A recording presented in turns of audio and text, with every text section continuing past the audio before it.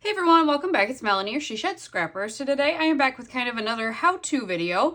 And I guess you could say how to be more productive. So I have had a few of you kind of comment, how are you so productive? And so I thought I would show you what I do usually at the beginning of the month. However, right now it's February 5th.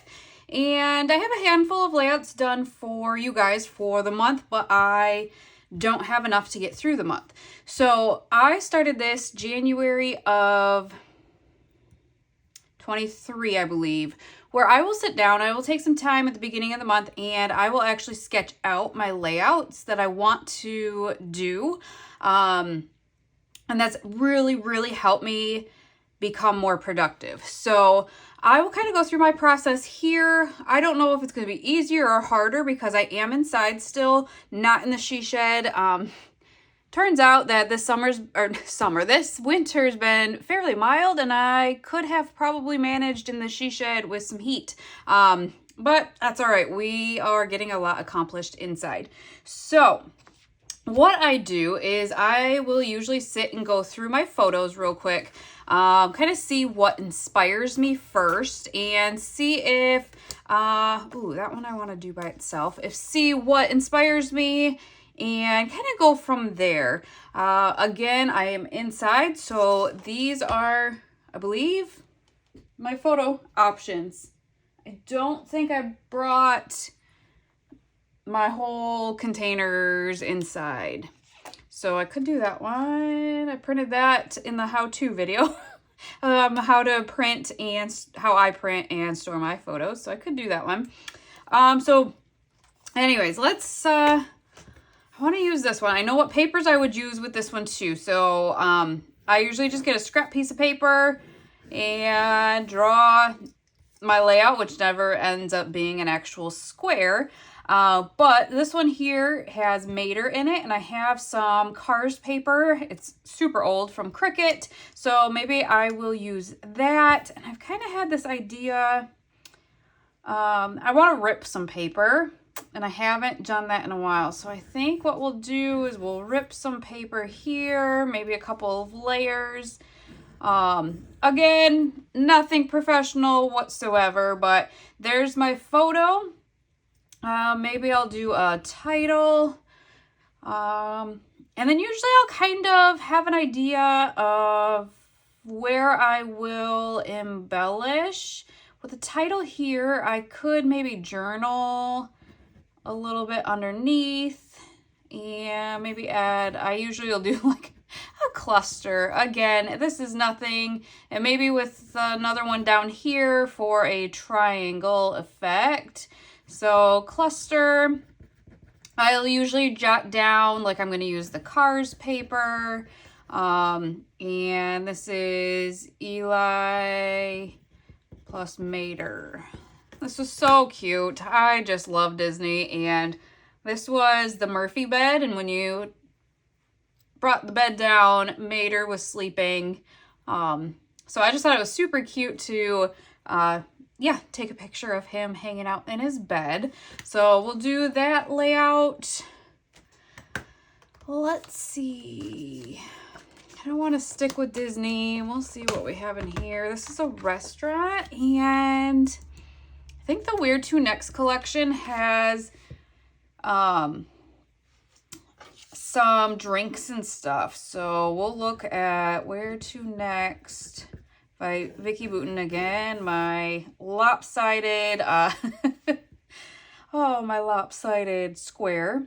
Let's do, again, a lot of times when I do this too, I will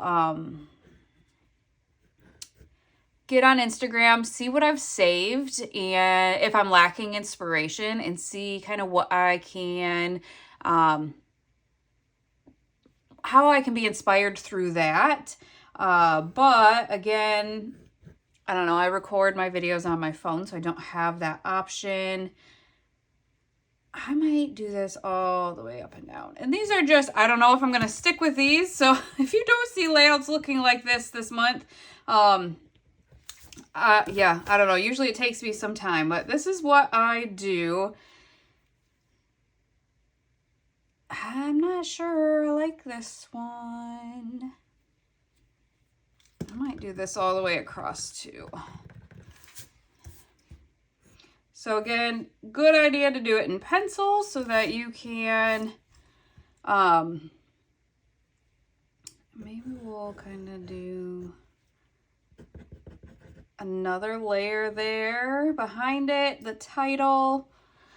It is tricky too sometimes to, I don't know, come up with original ideas, I feel like. So that is why I tend to go on to Instagram and get some inspiration. All right, so here's some photos that I printed. They're all Lego. This would be a good 2-page layout. So you can see, if you watch my how-to video, you can see I did print these ones smaller. And just, I didn't need huge Legos taking up, I don't know what collection I will use. I have a Paige Evans cut file, so I could go get some Legos and cut that. It luckily has been warm enough that I could go to the she shed and use my Cricut if I need to. So a lot of times too, okay, so now I'm going to do a 2-page layout. So what I will do if I got a 2-page layout, this is at Disney Springs, December of 22. Let's see. I will actually get my Versamats out and play around with some layout ideas and see what I like. Oh, darn it. What if So this, I don't know, this is just help me be more productive. A lot of times I will count how many layouts I need for the month. Currently I'm doing 4 a week for you guys. Summer I cut back to 3 just because the boys are home and it's a lot harder for me to find time to scrapbook. And quite honestly, who wants to be stuck inside scrapbooking when it's nice out? I might do this. I kind of like that. And then, so once I get that, then I got to figure out where the layered papers will go. So what did we do? We had one photo, and then we had the 3 smaller, and kind of like that. So let's see what would look best with, maybe if I did this, and I could bring that like that. What I have found, I just actually did a layout where I kind of did this similarly where the paper comes all the way across, right, on this page, and then,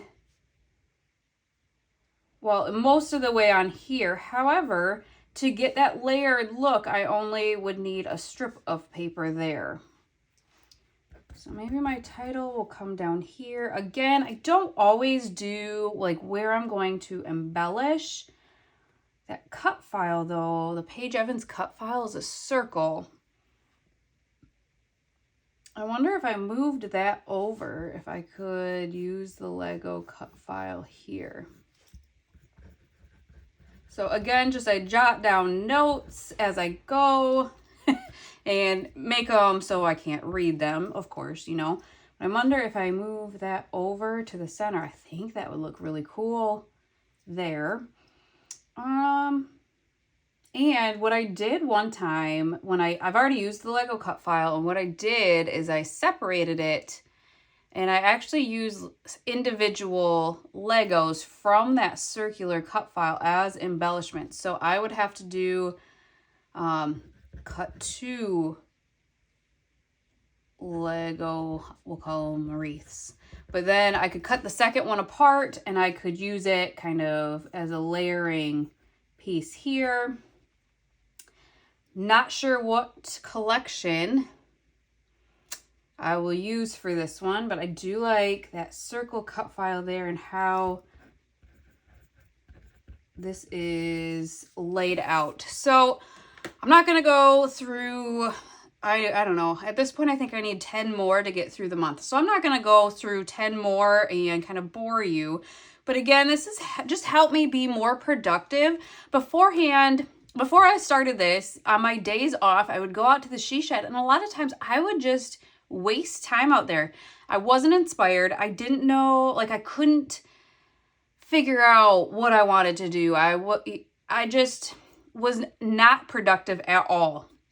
On some days I could go out there and I would be very productive. But since doing this, I have gone out there. All right, this is what we're going to do today. I have this and I know what collection I'm going to use, and I'm going to sit down, I'm going to do it. And a lot of times I can get 2 or 3 layouts done pretty quickly throughout the day using this system that I'm doing. Again, they're just scraps. So here's another one that I did for the beginning of the month. You've actually probably seen some of these layouts already. Actually, I know that you've seen these 2 already. So this is just how they come together.